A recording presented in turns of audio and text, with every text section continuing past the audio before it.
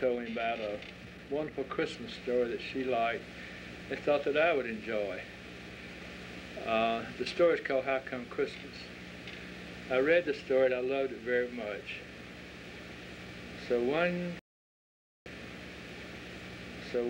Christmas, at Christmas Eve, after I'd read the story from Luke, I read How Come Christmas to my family.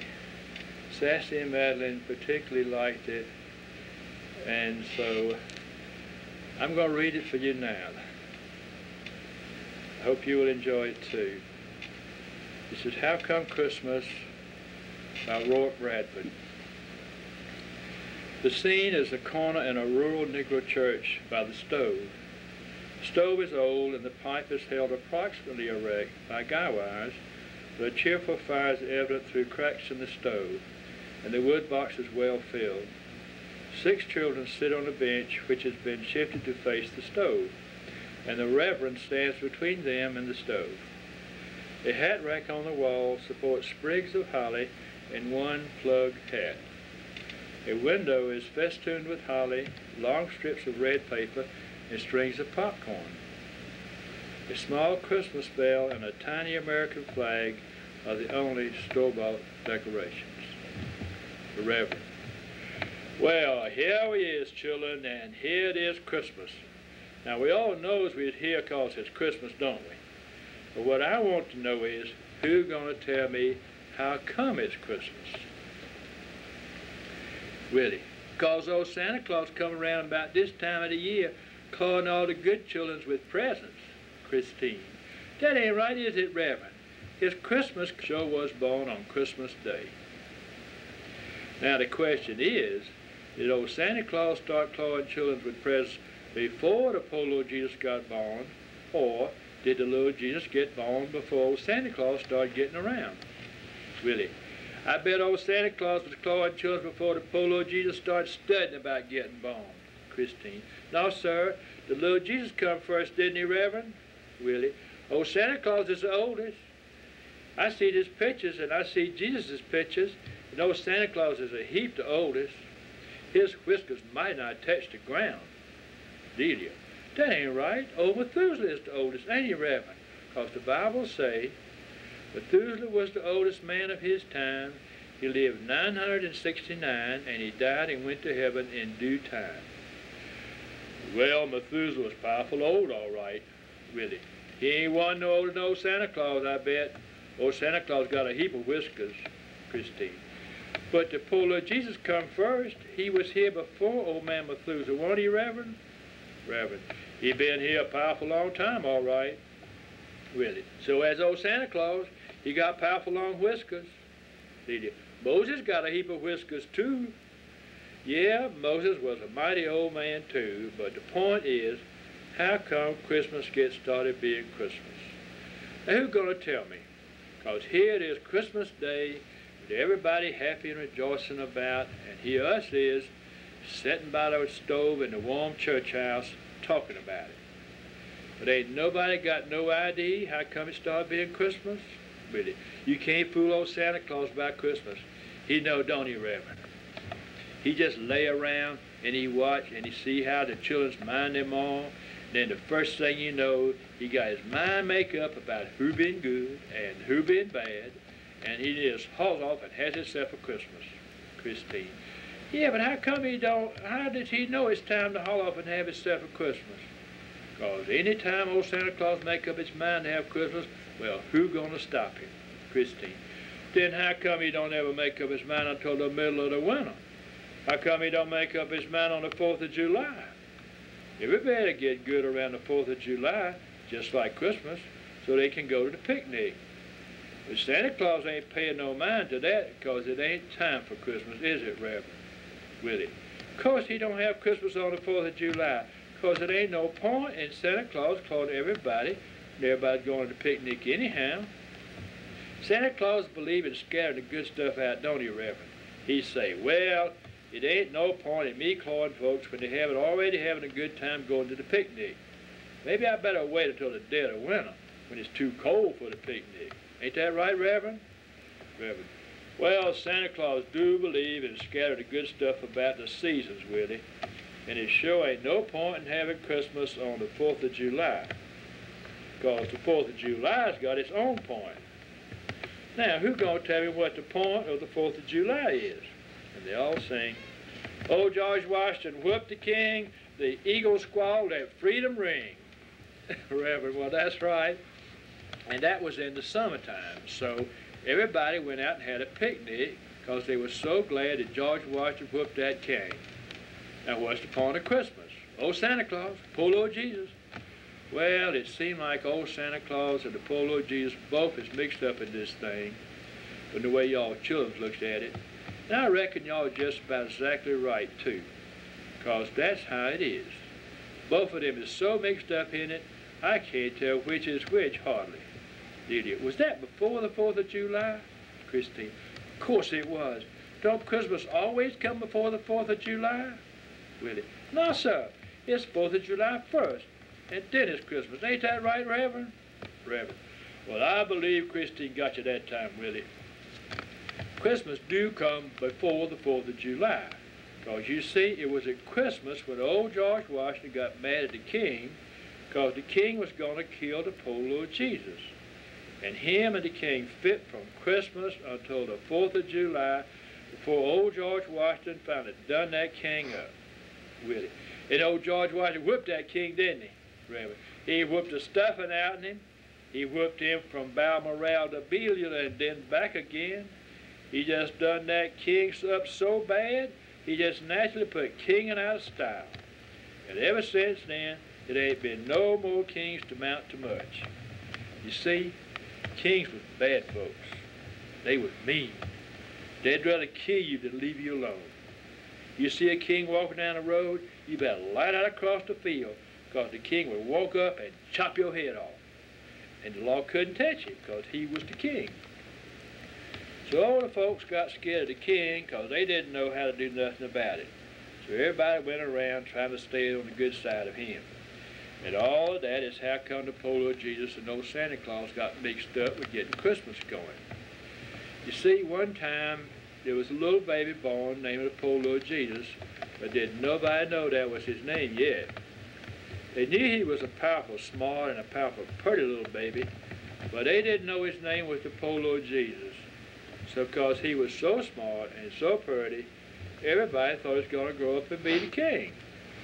So quick as that news got spread around, everybody just about bust to get on the good side of the baby, because they figured if they start soon enough, he'd grow up liking them and not chop their heads off. So old Moses, he went over and gave him $100 in gold. And old Methuselah, he went over and gave him a diamond ring. And old Peter gave him a fine white silk robe. And everybody was running in with fine presents so the poor Lord Jesus wouldn't grow up and chop their heads off. Everybody but old Santa Claus. Old Santa Claus was kind of old and didn't get around much. And he didn't hear the news that the poor Lord Jesus was going to grow up and be the king. So him and the old lady was sitting back by the fire one night, toasting their shins and talking about this and that, when old Miss Santa Claus up and remarked, she said, "Sandy, I hear Miss Mary's got a brand new baby over at her house. Is that a fact?" Well, it's a mighty cold night to be doing something like that, ain't it? But on the other hand, he'll be a heap of pleasure and fun for her next summer, I reckon. So the talk went on like that. And finally old Santa Claus remarked that it was powerful lonesome around the house since all the children growed up and married off. They all married well, says Miss Santa Claus, and so I say good riddance. You ain't never had to get up and cure their colic and mend their clothes, so you getting lonesome. Me, I love them all, but I'm glad they's married and doing well. So the talk ran on like that for a while, and then old Santa Claus got up and got his hat. "I believe," he said, "I'll drop over and see how that baby's getting along. I ain't seen no children so long I'm pure hungry to lean my eyes up again the baby." "You ain't going out on a night like this, is you?" says Miss Santa Claus. "Sure I'm going out on a night like this. I'm pure craving to see me some children. But it's snowing and going on. You know your fistic's been deviling you anyhow, and you'll get the Charlie Morrises slopping around in this weather. no mind to talk. Get me my umbrella and my overshoes, and you better get me a little something to take along for a cradle gift too, I reckon. You know it ain't nothing in the house for no cradle gift. Get something. You gotta give a new baby something or else you got bad luck. Give me one of them big red apples out in the kitchen. What kind of a cradle gift is an apple? Says Miss Santa Claus. You don't reckon that baby get all the apples he want? Get me the apple. It ain't much one way you looks at it, but from the way that baby gonna look at the apple, it be a he. So Santa Claus got the apple and he lit out. Well, when he got to Miss Mary's house, everybody was standing around giving the poor little Jesus presents, fine presents, made out in gold and silver and diamonds and silk and all like that. They had the presents stacked around that baby so high you couldn't hardly see over them.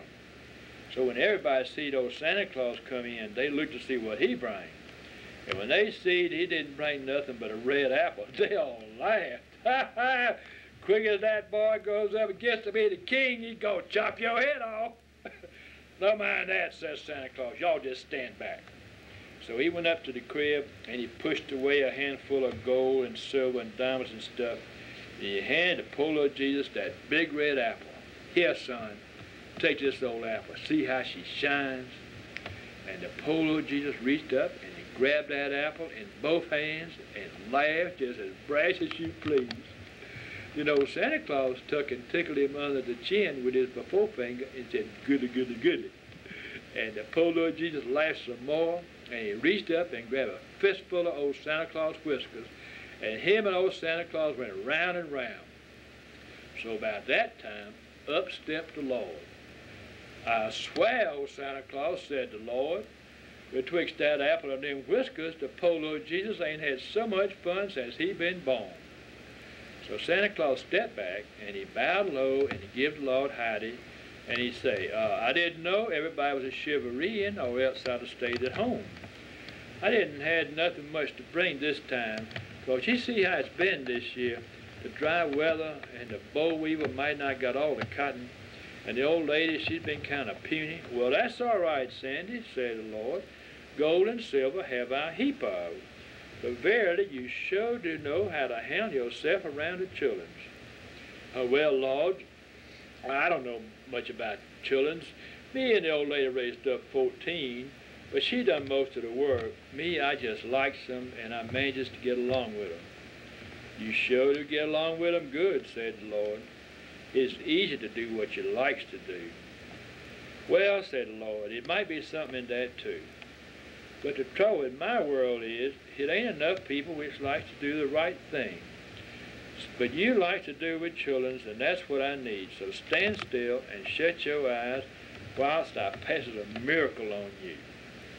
So Santa Claus stood still, and he shut his eyes, and the Lord reared back, and he passed a miracle on him, and he say, "Oh, Santa Claus, live forever and make my children happy."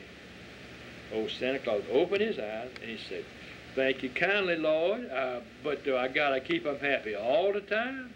That's a pretty big job. It'd be a heap of fun, but still, at the same time, yeah, I knows about children too," say the Lord. Children's got to fret and get in devilment every now and then, and get a whooping from their ma, or else their skin won't get loose so they can grow. But you just keep your eyes on them and make them happy about once a year. How's that? Well, that's fine. That'd be a heap of fun too. What time of the year you expect I better make them happy, Lord? Christmas suit me, say the Lord, if it's okay with you. It's just about right for me, says old Santa Claus. So ever since that day and time, old Santa Claus been clawing at children on Christmas, and that's on the same day that the poor little Jesus got born, because that's the way the Lord run things. Of course, the Lord knowed it wasn't going to be long before the poor little Jesus growed up and got to be a man. And when he done that, all the grown folks had him so they could moan their sins away and lay their burdens down on him and get happy in their hearts. The Lord made Jesus for the grown folks, but the Lord knowed the children's got to have some fun too. So that's how come it's Santa Claus and Christmas and all.